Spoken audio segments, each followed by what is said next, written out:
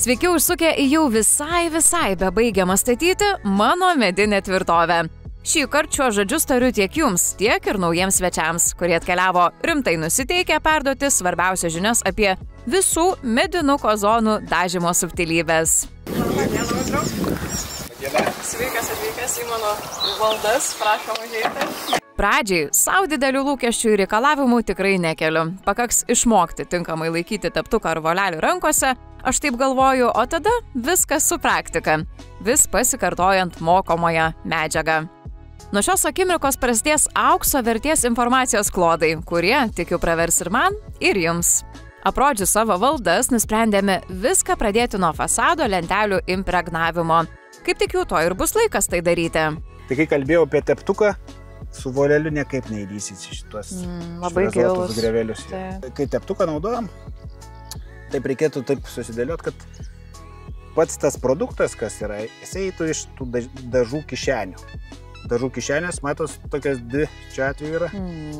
Tai tos dažų kišenės skirtos produktui paimti ir atiduoti. Jeigu jų nėra tų dažų kišenių, teptukas nelabai ką į save pasims. Tokie platus judesiai. Ne. Ir matot, teptuką niekada neguldai. Jisai turėtų jums judėti praktiškai visą laiką tiesiai, ne? Beveik statmenai. Šiek tiek skulščių kampu. Ir čia taip įeina į tos gravelius tada impregnantas? Taip. Įeina.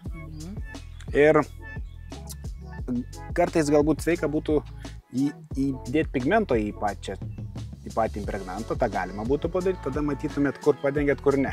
Tas labai gerai prieš dažus, bet šiuo atveju, kadangi mes dėsim dažyvę, tai mums nereikia papildomos spalvos. Supratau, gerai.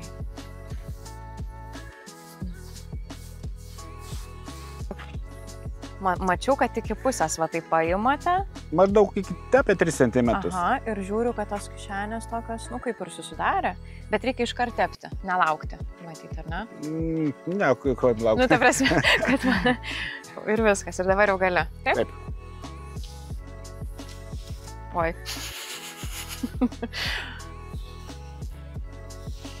Ta mediena čia gers pakankamai daug, tai nepersistenkit. Ai, nereikia, kad sluoksnio būtų, ar ne? Ne, jums užtenka, kad labai sunku tą būtų paskaičiuoti, bet kad jūs apie 100 ml ant kvadrato padedate. Va, tikrai sunku paskaičiuoti. Ir labai sunku, kai iš tiesų nesimato spalvos, kaip ir jau sakot, kad, jo, nes atrodo, nežinai, tai kaip čia dabar. Tai šiuo atveju netgi tą vidinę mes verčiam ir tada...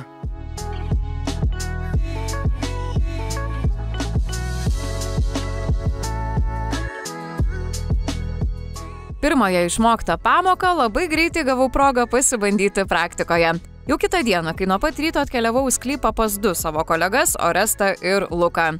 Kad jau jų tos dienos planas buvo dėti stogą, reikėjo suspėti impregnuoti šalia jo jau prikaltą medieną. Aš impregnavau, o jie per tą laiką sugebėjo man sudėti langus ir duris. Pirmoji pažintis su impregnavimu pasirodė sudėtinga tik dėl to, kad fiziškai netaip jau ir lengva pasiekti viršutinę namelio dalį dėl sklypo nelygumų ir šlaito. Bet šiaip labai smagus užsiėmimas, tikrai. Kitą dieną impregnavimo smagumus tęsiau jau su fasado dailylentėmis, kurios po truputį buvo kalamos prie tam paruoštų išorinių sienų. Akylesnės akys tikrai spėjo pastebėti, kad už mano nugaros jau ir 2 kart nudažytos namelio viršūnės. Čia taip nutinka, kai meistrai dirba daug sparčiau nei spėjo atvažiuoti ir tai padaryti pati. Eina sau, namukas. Pilnas vaizdas priekio toksai. Nu tik aišku, spalva bus kita. Priekis nudažytas 2 kartus. Jau galit pažiūrėti, kokia. Jau galima pažiūrėti.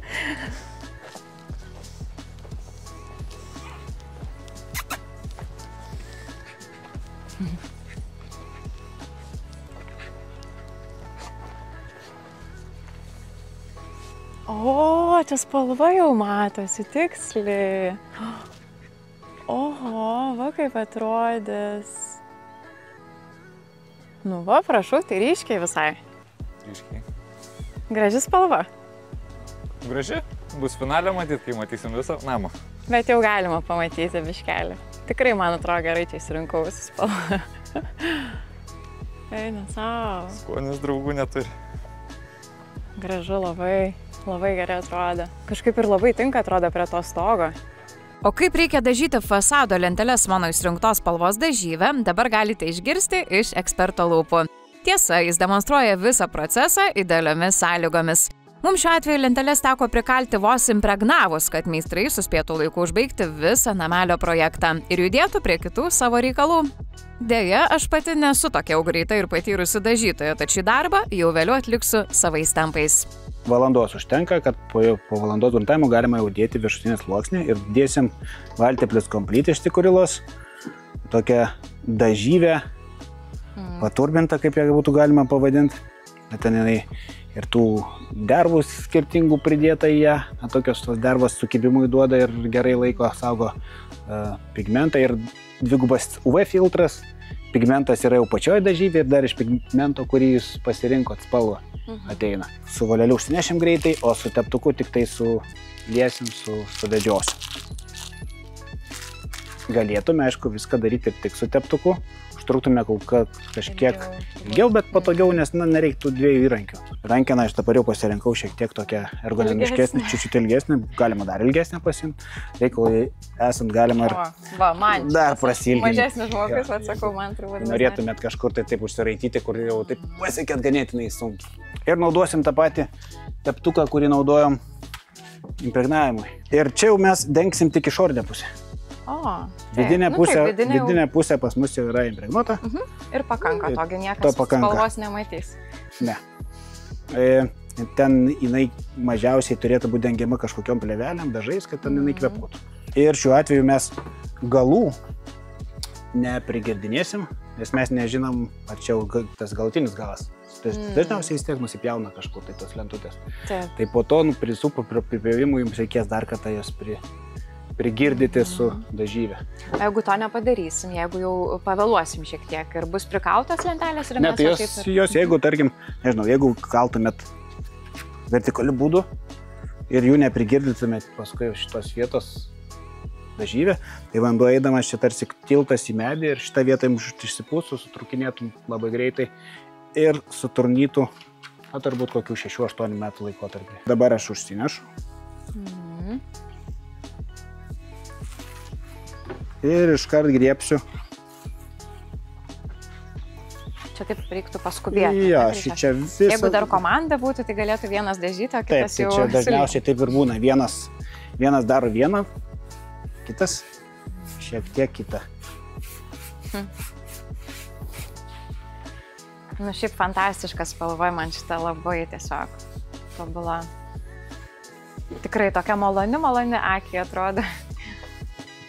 Ir labai tinka medžio, atrodo ta tokia dermė, tos spalvos ir medžio paties. Nu, labai nuostabi. Tai čia? Negaliu patikėti savo tokiu fantastišku pasirinkimu. Ir mums dirbti čia reikia, taip spėriai santykinai. Gerai, aš čia mėgaujuosi. Jo, nes oro sąlygos yra tokios ant ribos. Kur labai greit ir džiūna, ar ne? Dabar greičiausiai viskas. Rekomenduojama temperatūra iki 25 laipsnių. Mes jau gal kokius šiandien 28 turim? Ne, čia pavėsiukai tikrai gal tiek ir neturim, bet džiūna jinai labai greitai. Čia yra ir pliusas, nes labai gerai pakenčia ankstyvą lietų. Po kokių turbūt valandžiukės, o gal ir mažiau, galėtų tiesiai lyt lietus ant jos. Geras. Ir mes tą tokį atliekam. Sulyginimą. Va, fantastika, labai gražu. Nu, man norėsis labai pasibandyti pačiai irgi. Čia tokia svarbi dalis, fasadas, visi matys. Tikrai nebuvo labai jau drąsu bandyti pirmąjį kartą prieš tas kameras, bet jausmas geras, žinokite.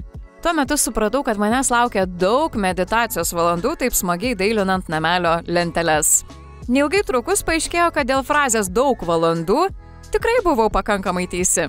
Meistrui Lukui bedėliojant jau paskutinius namelio akcentus, savaitgalį atkeliavau rimtai nusiteikusi dažyti.